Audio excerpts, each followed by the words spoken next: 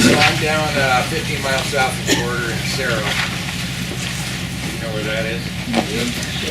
And I was driving here though, and I thought maybe I'll move north a little bit. I like it right here. So I've got three 26 by 100 foot high tunnels. And I put my first one up in 2005. And mine have metal end walls, and I've got metal roll-up doors on mine, so I can drive the tractor in and out. And I don't have the ends are well secured, better than the zippered ends. So I paid extra money up front for that, and I'm glad I did. I make my living selling vegetables, so the way that I look at the high tunnels, the irrigation, what I'm planting is all based on who my customers are, when I have to have the product. So I kind of work backwards from there when I make all my plants, when I use the high tunnels.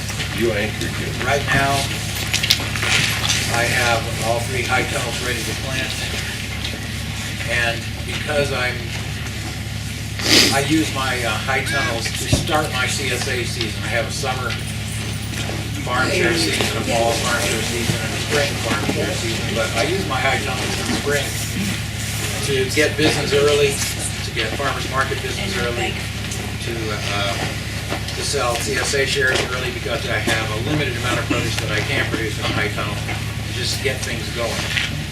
Also, I have, because most of my business is in cows, and my farm is 40 minutes away from cows, I use that first 5 weeks that I'm harvesting out of high tunnels as a time to shake everything down, get my delivery routes working, get my employees used to what they're doing on a small scale. And then when I start harvesting out of the fields, everybody's already trained on deliveries and customers and farmers markets. They know what they're doing. So right now in my high tunnel, I have peas, snap peas planted. I planted on the 15th of March. I have spinach planted that I planted on the 1st of April, radishes and arugula that I planted on the 1st of April. That's about the earliest I can plant in my high tunnels in Cerro to direct seed things. So maybe the dates are about the same here, maybe it's a little warmer here. Does anybody know? All there will be 2 weeks behind at least. I would say on April 15th, you can start planting over there. I started planting outside April 20th, so it's about the same. So I also have, besides my 3 high tunnels, I have a 16 by 24 seedling greenhouse, and it's shorter and smaller, and I have benches in it, and I use it to grow seedlings. In order to get a jump start on the season, I transplanted kale and chard that I had started February 1st into my high tunnels on March 21st. Last night it was 14 degrees in Cerro, and I had that kale and chard covered up with 4 layers of row cover. And I didn't look at it this morning, but I assume it's fine. According to my thermometers, it's usually about 10 to 11 degrees warmer inside my high tunnels than this time of year at night when it is outside.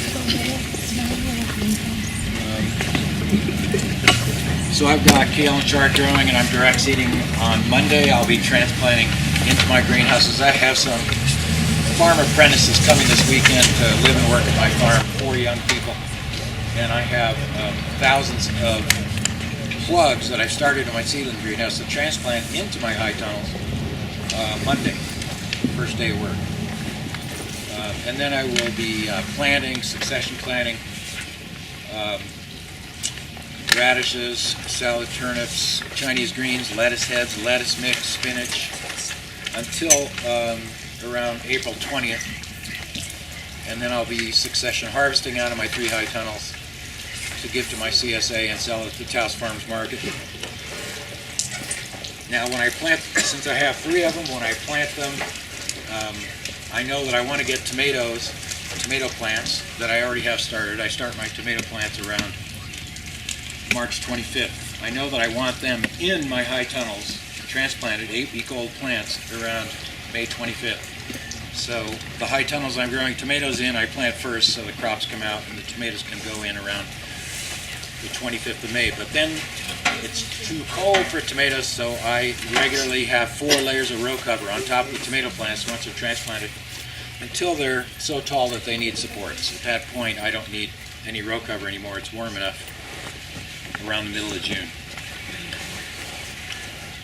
So I have some topics I was going to discuss, and Lydia suggested them. One of them is drip irrigation. I grow outside, and I've been growing for 35 years, small scale, and I've been using drip irrigation since probably 1985. And the drip irrigation itself the technology has improved quite a bit since then. I was using something called Bi-Wall in 1985.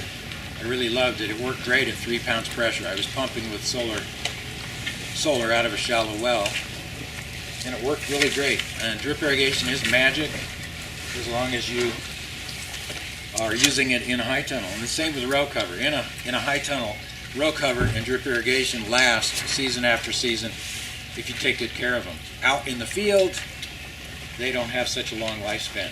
And they're both 100% plastic. So I really, at least we can recycle the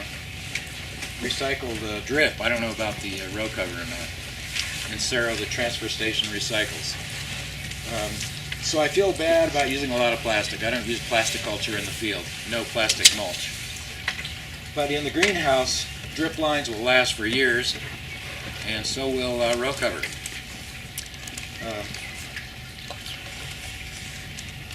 I just brought a couple of things to show you. I discovered, after working with drip for a long time, that I wanted to be able to control the water on every bed that I have. So in my high tunnels, I typically have 4-row beds. My beds are 5 feet pathway to pathway, center to center on the pathways.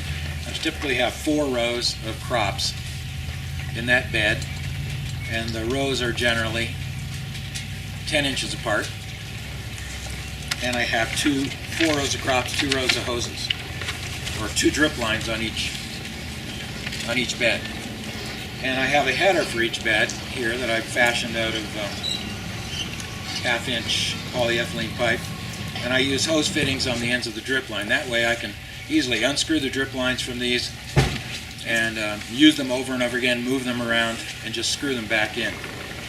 In my greenhouses, which are a little narrower than this, I have 5 beds. So I take a hose manifold that has 5 openings. I'll put a valve on this one, so I have 5 valves. I'll run a hose from my frost-free hydrant to this, and then I'll run a hose from these to 5 headers like this.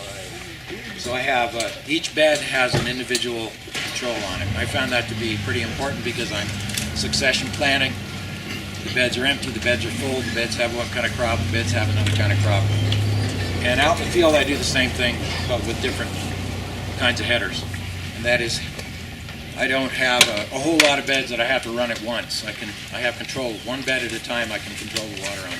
It makes a big difference in my operation. So I suggest it as a way to go. Ace Hardware and has all the parts. Took me a long time to learn that.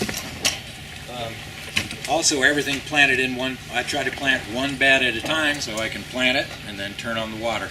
Otherwise I'm hand watering partial beds, and that gets old after a while. So everything in one bed needs to need the same amount of water. When I'm growing tomatoes, I found out that some of my best producing tomatoes need a lot more water and fertilizer than some of the other tomatoes. So I figured that out, and I'll plant those tomatoes and I'll give them more water and more fertilizer than other, but I have to have these individual valves in order to do that.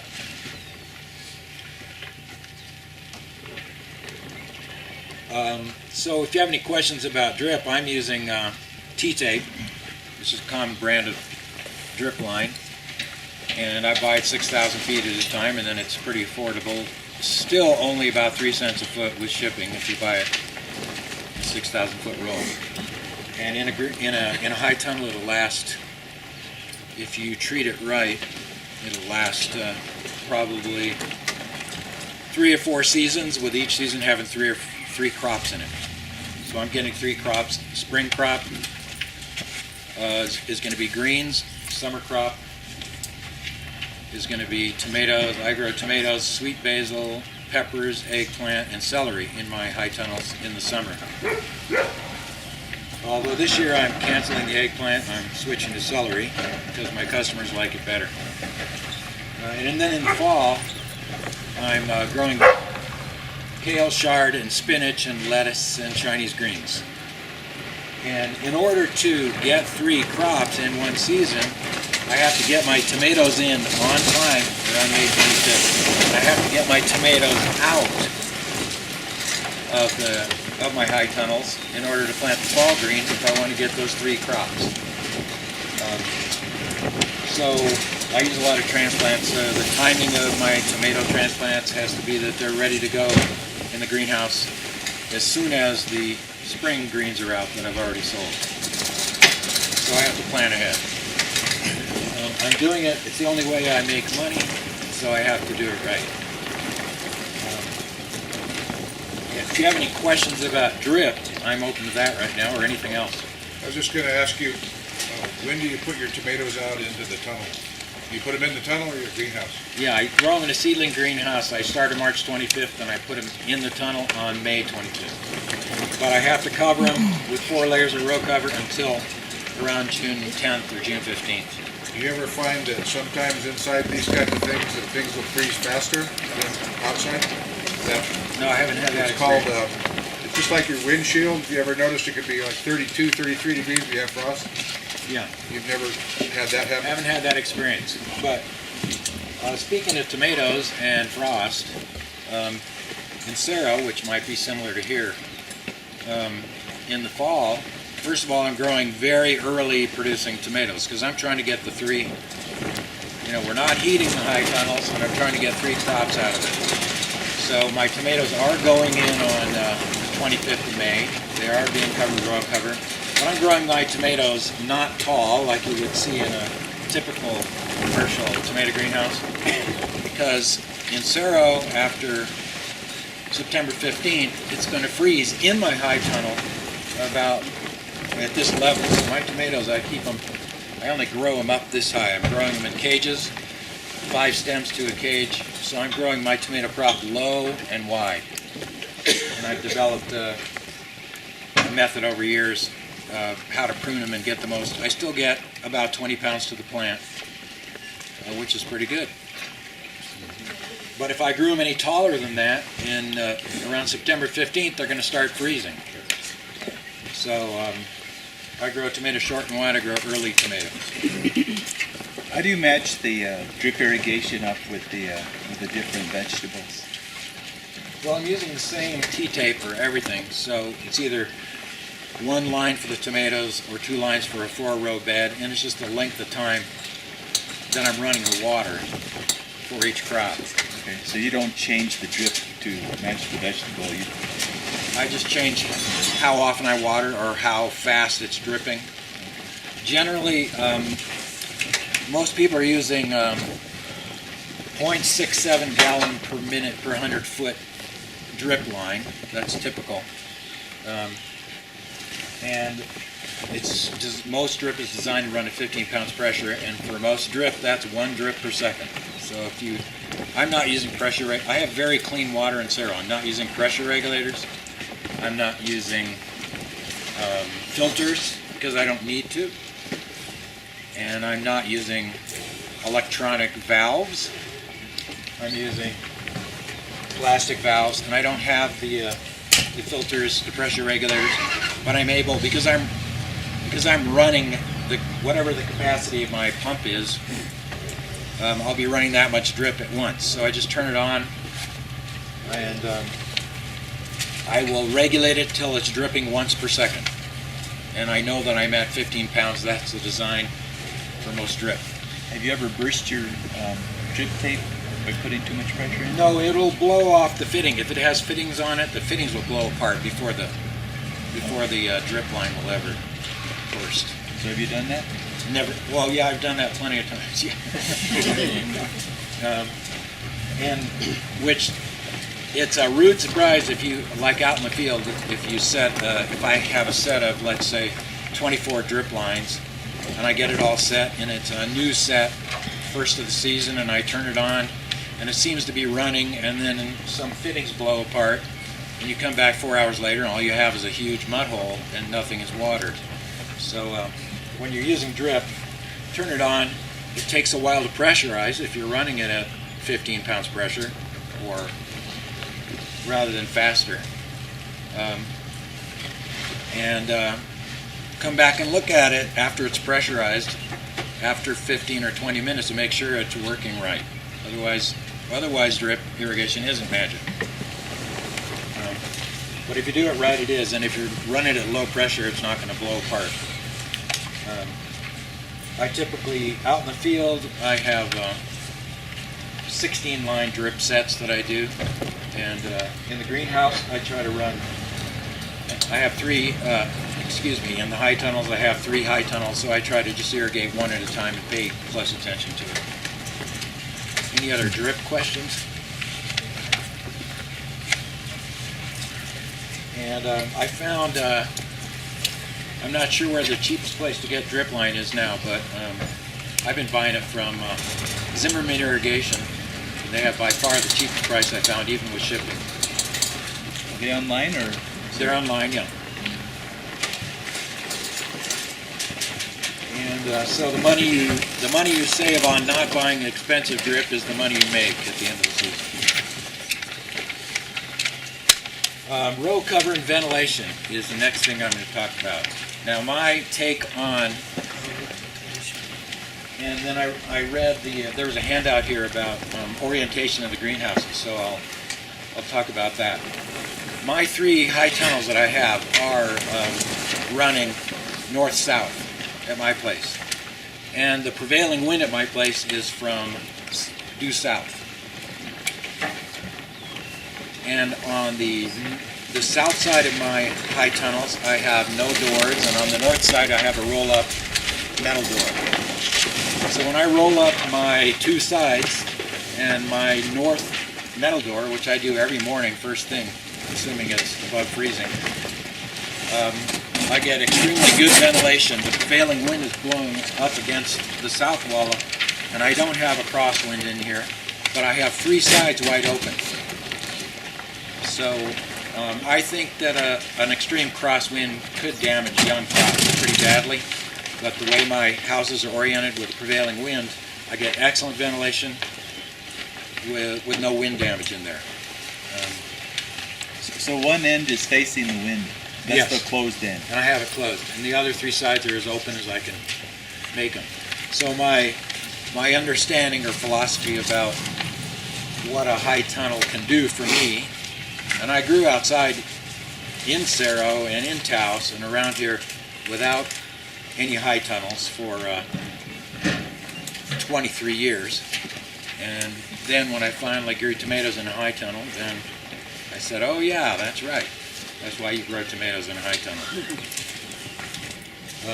So my understanding of what the high tunnel does for me is the soil catches the heat in the day. In the afternoon, as soon as it starts to cool off, I close everything up as tight as I can, and then the heat radiates out of the earth to keep the plants warm at night. So ventilation, as a topic in itself, is as soon as it's warm enough, open your high tunnel as much as you possibly can. And as soon as it starts to cool off, close it tight and catch that heat and hold it in the tunnel. So ventilation, in other words, the high tunnel for me during the day is just like the plants are growing outside. They have maximum ventilation. What the high tunnel is doing is storing the heat in the earth and releasing it at night. And row cover. Yeah. Oh, go ahead. Do you use any shade cloth in your high tunnel? No, I'm not using any shade cloth. I've got this woven poly fabric cover. The one on mine are 16 mil. I'm not sure how much this is, but it seems to diffuse the light just very nicely. So, yes. Another question on the way you faced it. I mean, I faced mine the same way, but I thought I had read that if you faced it perpendicular, that it would be more aerodynamic. So why did you go with the wind this way as opposed to having it perpendicular? Because of I have a long, skinny farm, a linear, really long, skinny farm, and it wasn't going to work to put them the other way. So I accidentally put them exactly the right way. That works for me. And I'm so glad. How do you fix the problem with the wind blowing underneath? Okay, I have steel end walls. When I built mine, I paid extra, and I got steel end walls, and so they're not zippered panels. It's just the woven poly that's screwed on tightly. And you never have a problem with snow building up on the top and maybe damaging? I've never had a problem with snow, no. I had a plastic hoop greenhouse which was destroyed by the snow, but with a 1.9-inch diameter steel pipe, there's not going to be any, or a 2-inch pipe, you're not going to have any problem with snow. You may have seen in catalogs, there's pictures of people standing on this fabric on the top of a greenhouse to show you how strong it is. So snow would have to bend the steel. It's not going to hurt the plastic. How many mils of plastic? The plastic? How many mils? Well, I've got 16 mil on 2 of mine and 24 mil on the third one. And I don't need any shade cloth, that's for sure. So that's my take. My take on ventilation is open it as wide as you can all the time. Just to clarify, do you have a model similar to this with arches? Yeah, I've got a 26 by 100 foot one. This looks like 30 by 72. Is it? Yeah. Yeah, similar. So in mine, I've got 5 beds, 5'2" across. If I had a 30-foot wide, I would probably have 4 5-foot beds in the middle, and on the edges I would probably grow 2-row beds, not 4-row beds, with 1 drip line, because what I found is in the early spring, particularly, it's a whole lot warmer right here in the morning than it is right here. So I would just only grow 2 rows and get away from the edge.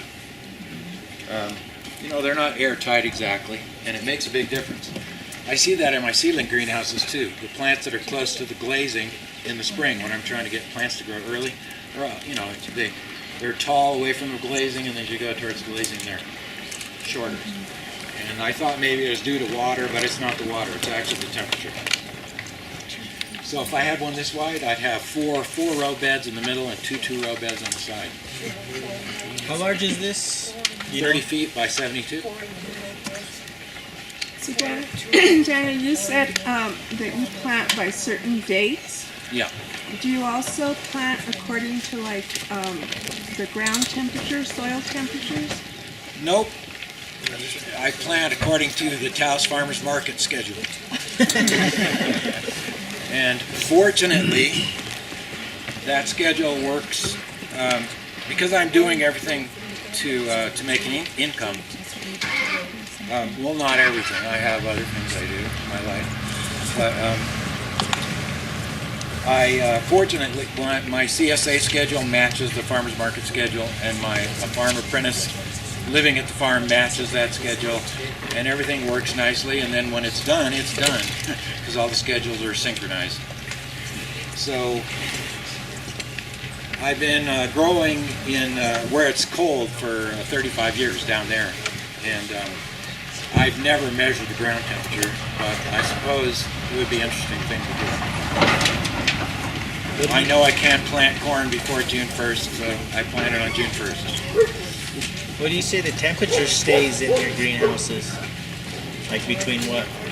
Oh, well, in the summer, they say tomatoes aren't going to pollinate over 85 degrees. Right. So on a still day after the wind stops, when my tomatoes are about this tall and there's no wind and it's noon or 1 o'clock and my sides are rolled up and it's hot as it's ever going to be in there, it's usually about 80 degrees because I have 3 sides wide open. And then I don't try to grow, well, the fact is, in Cerro anyway, the plants are not going to be growing at all after Thanksgiving in the fall. They're not going to start growing until around March 1st. For example, if you plant spinach in a high tunnel here, I'll assume that the dates are the same as Cerro. You planted spinach in a high tunnel here on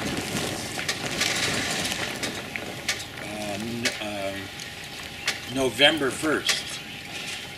It would grow a little bit. You put a whole bunch of row cover on it.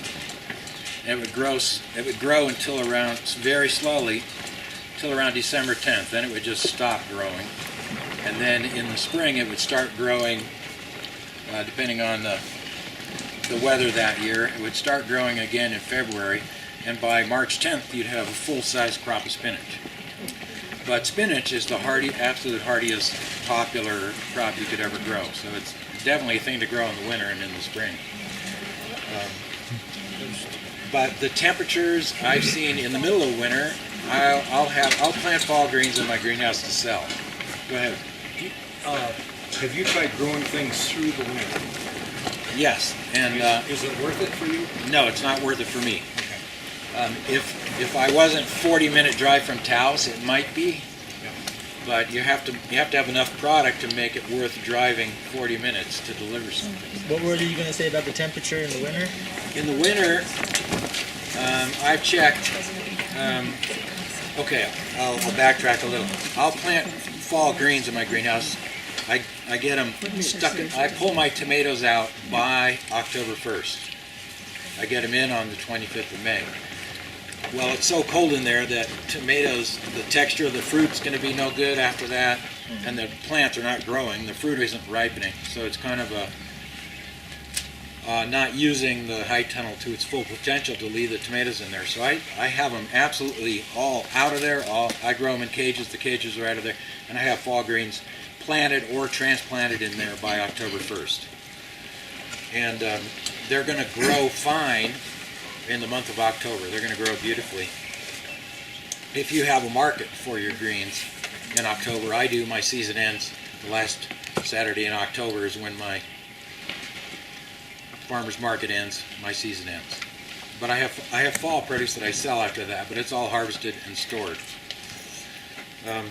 So if you plant your greens or plant spinach or transplant kale and chard and other things by the 1st of October, they're going to do beautifully in the month of October. They're going to grow as if they're really loving it. You know, it's all cold weather crops, and the temperature's just right in there at night and in the day.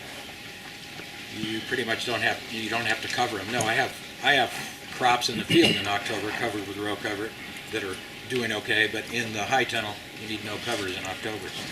After that, they're going to keep growing, but much slower. And by Thanksgiving, if you were trying to grow greens to have for Thanksgiving, a food holiday, then that's about when the light, the amount of light you have Thanksgiving is getting pretty slim. The temperatures are getting really cold. The plants pretty much stop growing.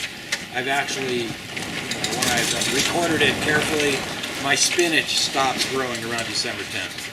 It just stops, and that's the hardiest thing there is to grow. So if you have transplanted kale into a high tunnel on October 1st, it grows up big, you're cutting leaves off of it, and when it gets too cold in November, you put row cover on it, and you might leave the row cover on all the time, or you might remove it. Your kale plants, let's say they're this tall, Thanksgiving, and you cover them up permanently with 4 layers of row cover. And then you can harvest them all winter, but they're not going to grow. They're just taking up space. You have to harvest them when they're not frozen. So you can only harvest in the middle of the day. When, after the sun's been out for several hours, you remove the row cover, harvest, put it back on. But in this climate, you're not getting any growth. You're only storing produce in your high tunnel after Thanksgiving. One more quick question. You said you had a seedling greenhouse? I have a seedling greenhouse. Is it? What's the difference Well, in between that and a high tunnel? the difference is I heat it. Okay. Okay. And it has benches. It's all benches. Okay. All right. So I have grown a lot of seedlings on landscape fabric on the ground. Watered them on the ground. But having seedlings on a bench is so much easier. They're right at table height. You can work with them easy. They're less prone to be eaten by rodents, which is a problem because high tunnels are not rodent proof. I've got spinach that I planted on April 1st and irrigated, and the mice will. I have mouse traps sitting right on the ground in my high tunnel, right on the spinach bed, and I catch mice every night. They'll dig up all the seeds and eat them. Whoa. It seems like I have about 10% the mouse pressure this year as I've had in the past, so I hope it's a trend. Keeps happening. So altogether, what are your beginning dates for spring, summer, and fall? For starting plants or for harvesting or? No, for planting in the high tunnel. All right. Well, if I'm going to transplant into my high tunnel by growing stuff in a heated greenhouse, which is very small, right? Yeah. So it's got a low roof. I'm not heating a lot of space. Then I'll start kale and chard and green onions on the 1st of February. And I'll transplant them March 25th. And then I would start lettuce and Chinese greens and turnips, which I transplant turnips too.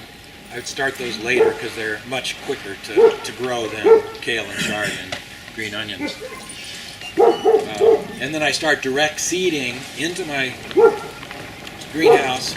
I put peas in on March 15th into my high tunnel. It could be earlier, but then they would mature too early for my market. So there's no reason for me to plant them earlier. If they were for me to eat, I might try March 10th, but I probably would never plant any peas any earlier than that. I don't grow carrots in my high tunnel because they're too late to mature.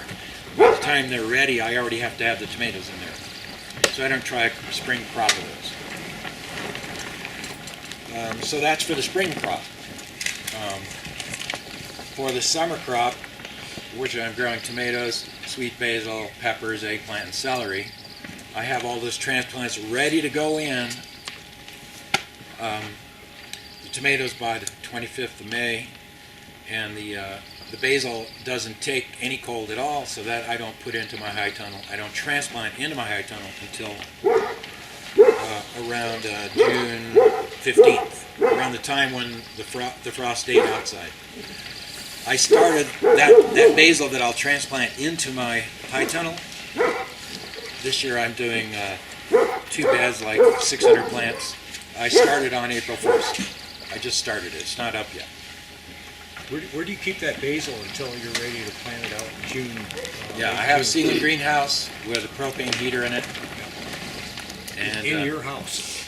What's that? In your house? Well, I germinate things in my house. Yeah, okay. Since I have some empty bedrooms now. Before that, it caused family problems to have plants in the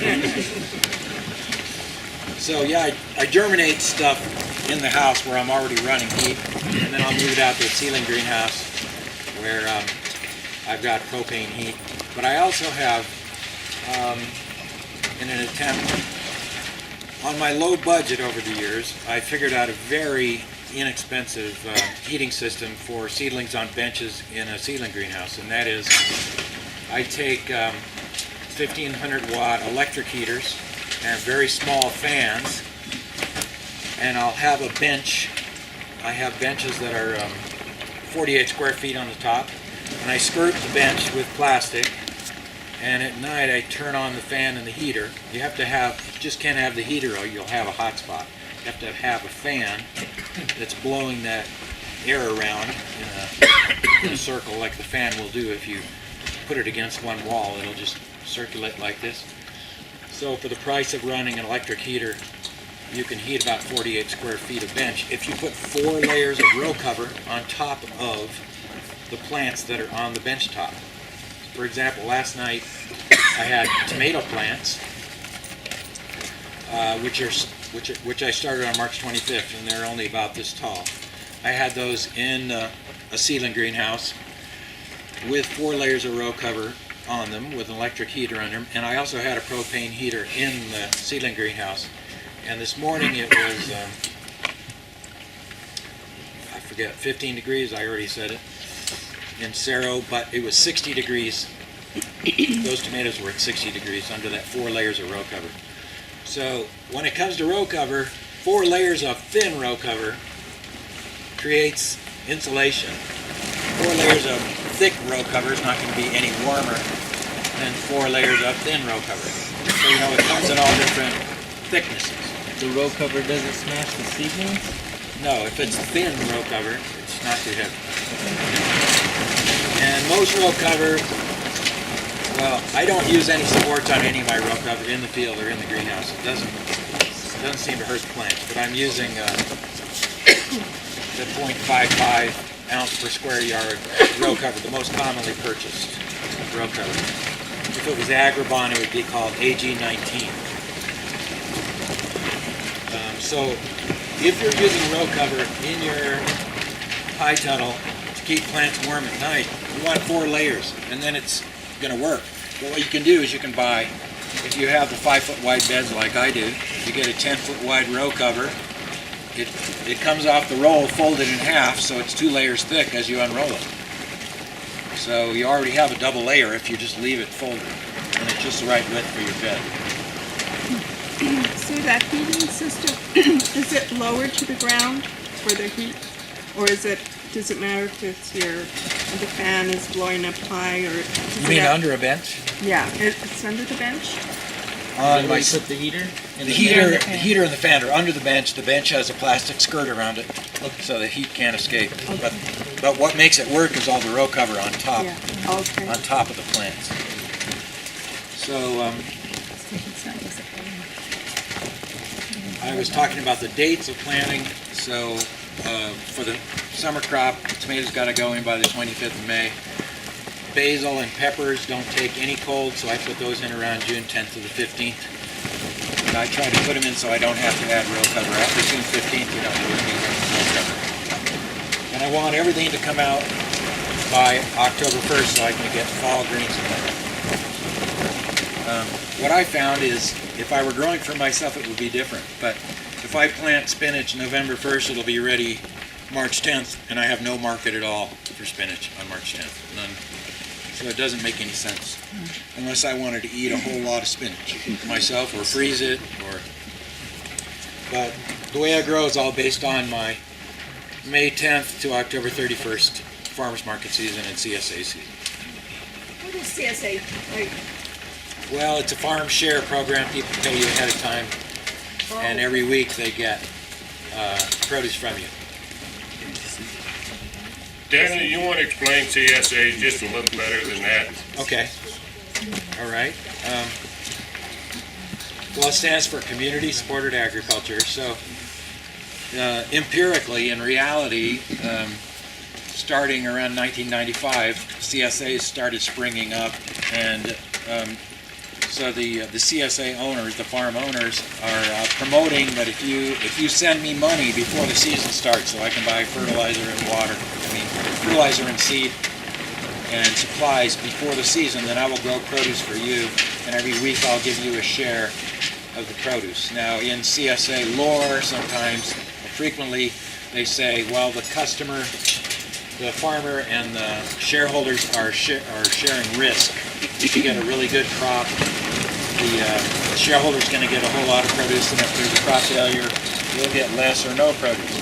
Well, to me, that's a mythical way to describe CSA, because that's not how people eat. They would just as soon go to the grocery store and get what they want instead of you tell them you have a crop failure. So even though that's spoken about CSAs, that if there's a really good harvest, you'll get a lot, and if there's a crop failure, well, you're taking risk with the farmer. Empirically, that doesn't work. So, however, I've been doing CSA 12 years. Over 12 years of CSA, I've never not have enough produce for people, because I'm also growing for a farmer's market, I'm also growing for restaurants. So my CSA shareholders are always the first people to get their produce. If I have a failure, a crop failure, they still, because I'm growing twice as much as I need, they still get their produce. CSA, typically there's weekly deliveries, sometimes they're bi-weekly if it's in the fall or winter. And because most people alive today are used to the convenience of supermarkets and getting any food they want anytime, CSA in an area like this where it's not extremely affluent, there's not a high density of population, CSA is a lot harder sell here than if you're located near a wealthy population center like the Pacific Northwest or the Northeast. Daniel, Yes. do you ever source any other farmers to supplement your farming? Well, I tried to do that in the last 30 years in the Taos area, and I bought produce from other farmers. I bought fruit from fruit growers, but fruit, you can't count on, so you can't pre-sell it because you don't know until May or June if you're getting fruit sometimes. So it's hard to do it with fruit. With vegetables, I've done it with other growers, but most of the growers that I know in my Taos farmers market region are too small to want to cooperate in that way. But what I do get is goat cheese and eggs and bread from people, and I offer that for sale to my shareholders. I don't make any profit on it, but it makes my CSA more attractive to people to have those products available. And I make a little money on the eggs. But I've been wanting to cooperate with other growers and so I participated in the Taos Farmers Market for the past 10 years to make that happen. And I ran a food co-op in Taos 15 years and tried to buy from growers, but it was really difficult to buy anything good from local growers because they just weren't large enough. They weren't geared up for commercial agriculture. The Taos area never had commercial agriculture, ever. It was all subsistence farming. And most of the growers at the Taos Farmers Market are hobby farmers, they call it. And they're not staking their livelihood on it. So they're less fierce about having a lot of product and a tight delivery schedule or being able to custom grow stuff for other people or being able to cooperate in cooperative marketing.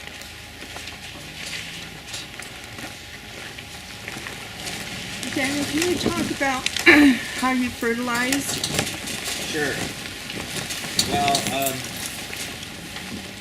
a long time ago I used to use animal manure, and there used to be a lot of it in where I am.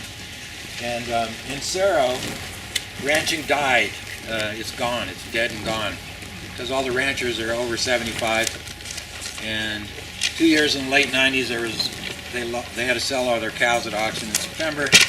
And then in 2005 and 2006, we had incredible snow drifting in January and February. Nobody could feed their cows, and they were all 75 years old. So there's no manure for me anymore. So I switched to Dave West's alfalfa compost as my primary fertilizer, and I also use New Mexico humates. And I can use just the alfalfa compost very successfully with the humates on fast-growing crops, lettuce, spinach, turnips, radishes. They grow fine with just compost. When I'm growing, so in my greenhouses, I can just use that alfalfa compost and the humates. But out in the field, I add a chicken feather meal product to give me slow-release nitrogen for long crops, onions and cabbage and things that take the whole season. But in the greenhouses, I just use the compost. And the tomatoes, what I do with tomatoes is as soon as I harvest the first tomatoes off the plants, I start fertigating, running liquid fertilizer through the drip lines once a week on all the tomatoes.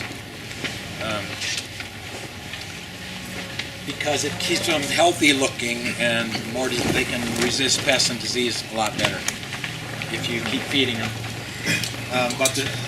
I think that's what it does the most. It keeps the plants healthy. It doesn't give you any more fruit because the season's too short in the first place. So that's pretty much all I use. Out in the field I use gypsum too, along with the humates. And I don't use humates on carrots because it makes awful carrots, but I use it on all the other crops that I grow. And it seems to be worth the investment. Daniel, do you test your soils, and if so, how often? Oh, well, you know, I haven't tested the soils in my high tunnels any more frequently than I have out in the fields. That's because the high tunnels are where it used to be fields. But I test my soil about every 4 years, and the soil test comes back pretty much the same way. Add organic matter and nitrogen in my soil. I need to add organic matter and nitrogen. pH is 7 in my soil. It doesn't seem to be changing. And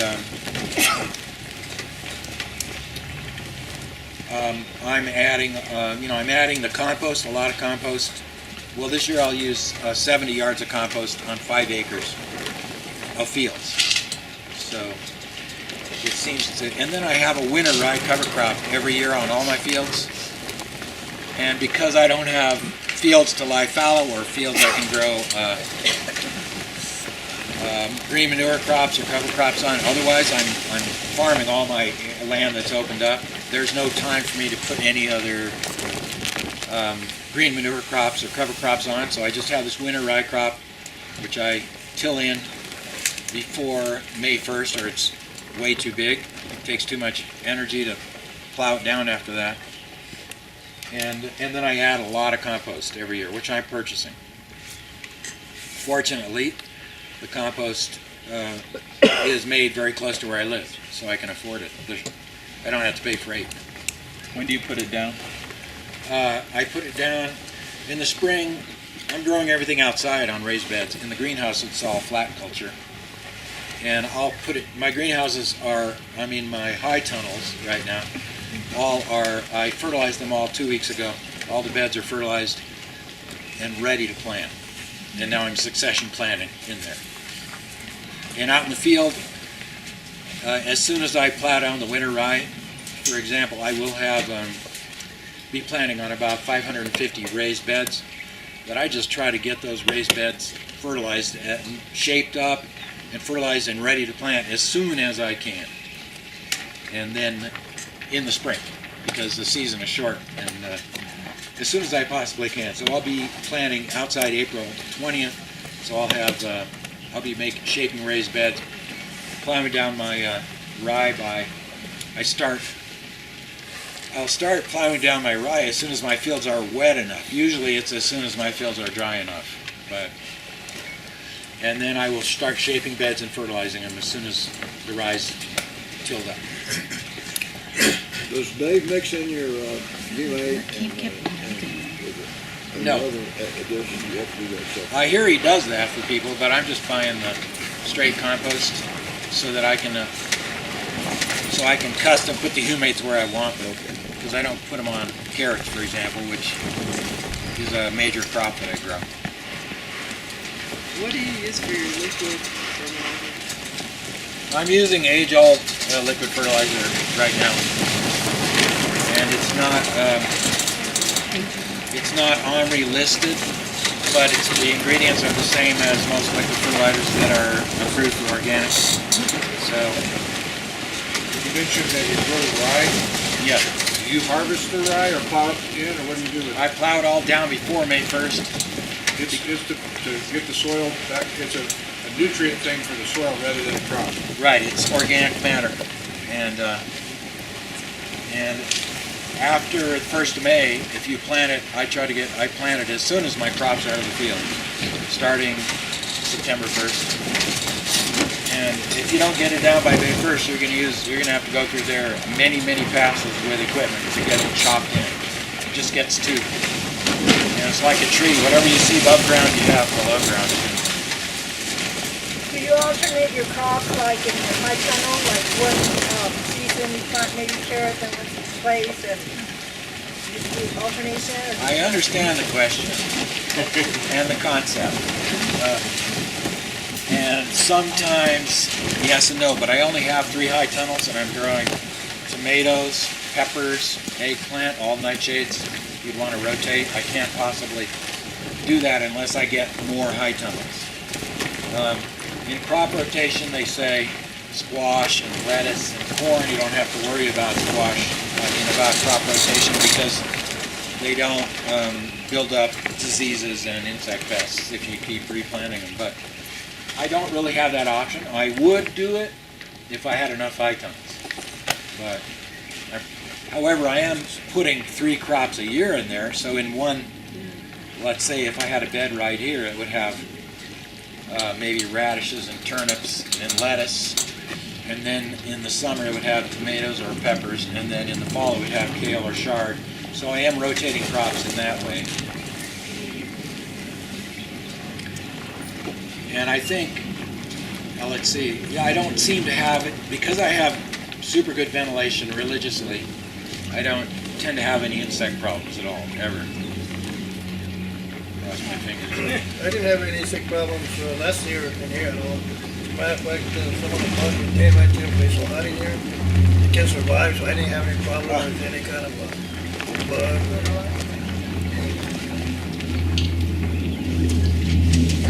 You have no insect problem, but have you ever had the white flies get into your tomatoes? I've never had white flies in my tomatoes since I've been growing in the high tunnels. I have excellent ventilation in my seedling greenhouse, excellent ventilation in my high tunnel, and I think excellent ventilation is the answer to, well, of course, non-stressed plants. Can you tell me why they call them white flies when they're not white? Oh, I've always wondered. I don't know that. It's their wings. You mentioned mice, but how about like gophers? Fortunately, I don't have any gopher problems. You want some? Out in the fields, I've got a few gophers, but not my high tunnels. You know, I haven't had any problems with rats because I got about 3 cats and they take care of that. Yeah, cats. Cats is good. All right, so have I gone past my time here? Well, we gave you an hour, but hey, if dinner's a little late, these people won't mind. I just wanted to say I've got some numbers here in case anybody else cares. I do this for money, and I did do the Tao shuffle, they call it, having 3 jobs for 20 years, but I don't do that anymore. Now you just have 2 jobs. 2 jobs, right? So out of my set of 3 high tunnels, looking at them as a set, not individual tunnels, because I grow different things in different tunnels. I get an average in a year out of a high tunnel slightly larger than this. It's 20% larger than this, mine. I'm getting $2,200 for a spring crop. I get about $9,000 for tomatoes in one greenhouse in the summer.